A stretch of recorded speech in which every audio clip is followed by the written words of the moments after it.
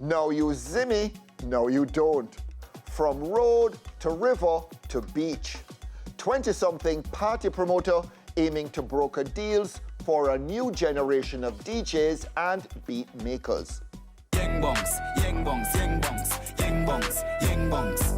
His thing, party promotion and artist management.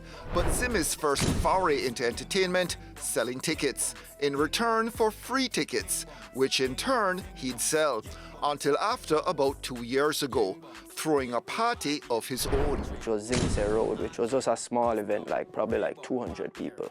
Then came Zimi River. After that, no more selling tickets. I just tried to bring a different energy, and then I had people coming from all different walks of life.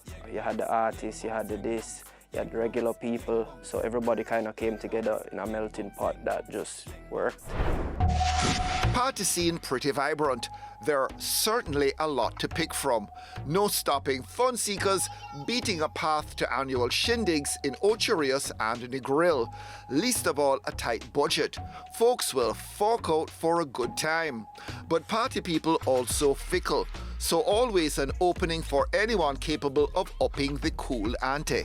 I think pushing the production level is something that we want to do in Jamaica. I do believe it comes back down to economy though, in terms of what people can afford and how much we can afford to give them. So I think it's to keep trying to push the levels and show people that looking at a party ticket, don't just look at what drinks or what food you're gonna get, because the experience and the setup and everything else is a reason why we have to charge what we have to charge. And it's to make it a nice experience for you as a patron. The party promotion vibe is big business in Jamaica. People are making some good money from it. I wouldn't say it's big. Entertainment is probably the last spend that people have to spend. So I think it's growing. I think it's heading in the right direction. I think there's more foreign interest now. There's definitely more investment. We saw the Burner, we saw the Chris Brown. You know, you have Best Weekend, you have Dream Weekend, you have Sumfest. The bigger events are now. Carnival is pushing the boundaries. So I think the space is going to end up growing more. But for the promoters, the margins are really narrow? Very. Super. Super. And COVID made it worse because the price of everything has gone up. So where's the potential for you to make more money? Export. So building brands locally, exporting them, We've seen Sands do it multiple times over and have bigger stagings of Sands outside of the one in Jamaica. And also the importation of people to come to these events is also another angle. Zimi, obviously not his real name. It's Nicholas Mafood. And while Bacchanal Jamaica's Michael Lamar comes to mind as someone from the established business sector who's heavily into party promotion, Zimi going a step further by launching his own music label. I think it just caught me, the industry just I just fell in love with the space and the people, and you're also working with a lot of people that some would say won't be able to get another job elsewhere or stuff like that. So that was also a big thing for me, the opportunities that I could also provide for other people. He operates a small studio. Zimi's input strictly on the business side, and business not doing too badly, thanks to the big bounce rhythm. I don't like to toot my own horn, but it is the rhythm of the summer and maybe the air. What songs? You have Raja Wild, Wild Out, you have Najeri, Paddleboat, Conscience, Dipso. There's actually 15 artists have voiced so far on the same rhythm, and we have 15 more to go. Can't swear upon my money, yeah. Swear upon my life, true. Swear upon the man when named Jesus Christ. One life, YOLO, when you're young, you're half a live. I'm getting mad for me now, head top for me now. Move out my way. We knew that, it could cause some damage, but the level of breakthrough that it got and the fact that nearly all of the songs on the rhythm are doing good numbers, especially now you have the Valiant Mother, which you've seen the videos of the whole stadium singing that.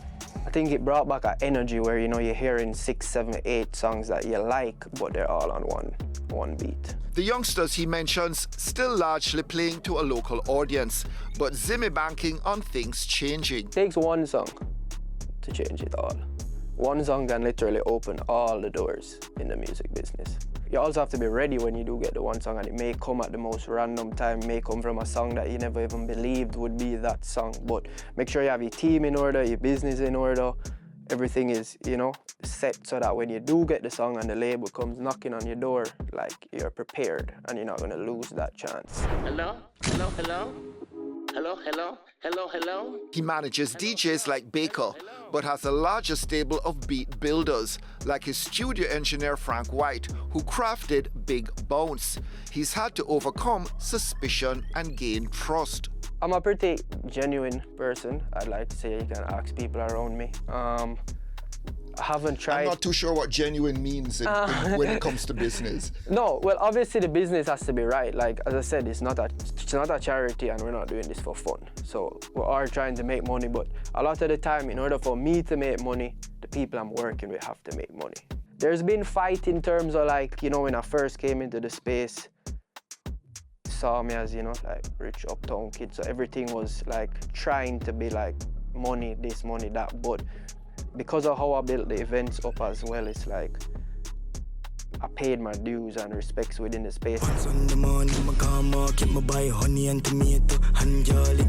2 pound of rice, 2 pound of saltfish. I did not come into the game with money. Because as you said, my father, numbers guy, wanted me to see if this thing is feasible. So we built it slowly. It wasn't just like, voice. Jamaica with a bad rep for doing music business, but that's nothing new.